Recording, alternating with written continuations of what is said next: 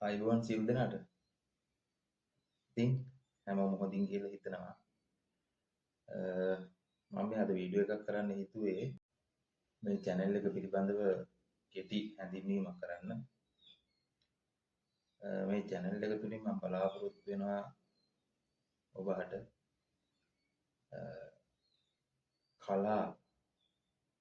කලාව කියන්නේ මේ ගායනය, රංගනය තමයි මූලිකව. කලාවක් කියන්නේ මුළු ජීවත් වීමම කලාවක්. අපි මේ ජීවිතය තුළ අපි උදාහරණයක් ලෙස ගත්තොත් උයනවා කියන්නේ ඒ උයනවා කියන එකත් කලාවක් තමයි.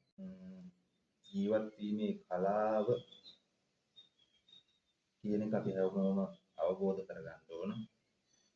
මොකද දැන් මේ ඊයේ නිවුස් එකක් ඔබ සියලු දෙනාම අහන්න ඇති. අනියම් සම්බන්ධතාවයක් නිසා දරුවෙක් හම්බෙන්න ඉඳපු බිරිඳගේ බෙල්ල කපලා සැමියා පොලිසියට ගිහින් බාර වෙලා බලන්න මිනිස්සු ආදරය කියන එක දකින විදිහ, ජීවත් වීමේ කලාව දකින විදිහ. නමුත් අපි කෙනෙකුට ආදරය කරනවා නම් ඔබ සියලු දෙනාම තේරුම් ගන්න ඕන. අපි කෙනෙකුට ආදරය කරනවා නම් පිරිමියාගේ හෝ කාන්තාවගේ හෝ වැරැද්දක් සිද්ධ වුණොත් අපි කියමුකෝ අනියම් සම්බන්ධතාවයක් කියලා. අපි ඒක දැනගත්තොත් අපි කරන්න ඕන හොඳම දේ මොකද්ද? එයාට යන්න කියන.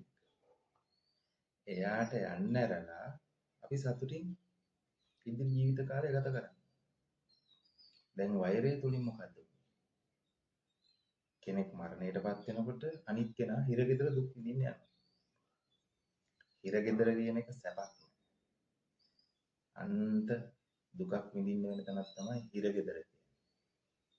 ඉතින් එතකොට ආදරය කියන එකත් බොරුවක් කියලා ඔප්පු වෙලා තියෙනවනේ එතන.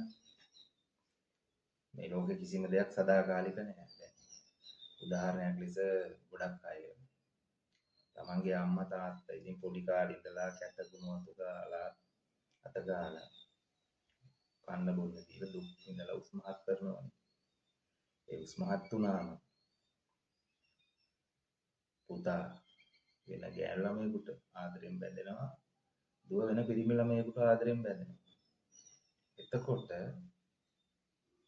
අර පොඩි කාලේ නම් හදපු අම්මා තාත්තාට මුල් තැන දෙන්නේ ගොඩක් අය මං කියන්නේ 90ක් විතර මුල් තැන දෙන්නේ මේ අලුතින් හම්බුන කෙනාට. ගොඩක් තැන්වල වෙන්නේ අම්මා තාත්තා අමතක කරලා වැඩිහිටි නිවාසවල ගිහින් දානවා, වෙනස්කම් කරනවා, සලකන්නේ. එහෙමනේ. එතනින්ම හිතලා බලන්න මේවා සදාකාලික දෙයක් නෙවෙයිනේ කියන එක තේරෙන්නේ නැති දෙයක්නටම. අපෙන් දෙයක් ගිලිහෙනවා නම් ඒක අපිට නොලැබෙන දෙයක්. ඒකට අපි යන්න අරින්න. එහෙම හිත හදාගෙන ජීවත් වෙන්න. එතකොට කෙනෙක් අපි ප්‍රතික්ෂේප කරන්නේ නැති එපා හින්දනේ. එයාට සතුටින් යන්න දෙන්න. බලෙන් කිසිම කෙනෙක් ළඟ තියාගෙන අපිට ප්‍රතිඵලයක් නැහැ. සතුටකුත් නැහැ. මොකද එයා ඉන්නේ බලෙන් අපි ළඟ. තේරුම් ගන්න කෙනෙක් මරන්න ලේසි. නමුත් ඒ මරුණ කෙනාට ජීවිතේ ලේසි වෙනවා. මොකද මැරිලා ඉවරයි. නමුත් ජීවත් වෙන කෙනා අපාදුකක් විඳින්න සිද්ධ වෙනවා. ඔන්න ඔය දේ තේරුම් ගත්තා නම් ඔය වෛරය කියන එක නැති වෙයි. හින්දෝ හැමෝම කුළු හදාගන්න වෛර කරන්න එපා කිසිම කෙනෙකුට. යන්න අරින්න යන අයට එන අය ඒ ජීවිතයට සතුටින් ජීවත් වෙන්න. අපිට ලැබෙන දේ තමයි ලැබෙන්නේ. ඒක තනියෙන් ජීවත් වුණත් එකයි දෙන්නෙක් එක්ක ජීවත් වුණත් එකයි. ඒ හැඳින්වීම මං කළේ සියලු දෙනාටම යම් දෙයක් ඔළුවට ගන්න කියන්නේ හිතන්න. මේක අපි කෙටි කාලේ අවුරුදු 70 80 50 60යි. දැන් නම් 30 40 හොඳ නරක විතරයි තියෙන්නේ ජීවිතේ. ඉතින් වීඩියෝ එක දික් වෙනවා මම ඊට වඩා කාරණා ඉදිරිපත් කරන්න බලාපොරොත්තු වෙන්නේ නැහැ. ඉස්සරහට ඉතින් channel එක subscribe කරලා තියාගන්න මගේ වීඩියෝස් බලන්න. ඔයාලගේ සහයෝගය හැමදාම මට ලැබෙයි කියලා මම බලාපොරොත්තු වෙනවා. ඉතින් ඒ ආදරේ හැමදාම දෙන්න. කලාකාරයෙක්ගේ හුස්ම ප්‍රේක්ෂක. ඉතින් සියලු දෙනාටම සුබ අනාගතයක් වේවා කියලා ප්‍රාර්ථනා කරනවා. හැමෝටම ජය වේවා. ආදරේ.